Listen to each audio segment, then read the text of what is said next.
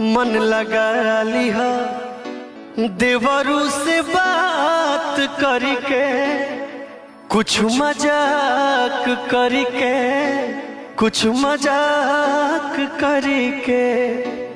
किरो वाला से रानी तोहार देह दुबराई हो, देह दुबराई, देह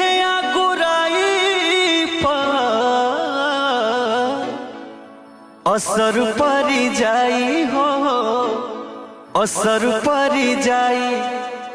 मन लगा लिहा देवरू से बात करके, कुछ मजाक करके, कुछ मजाक करके।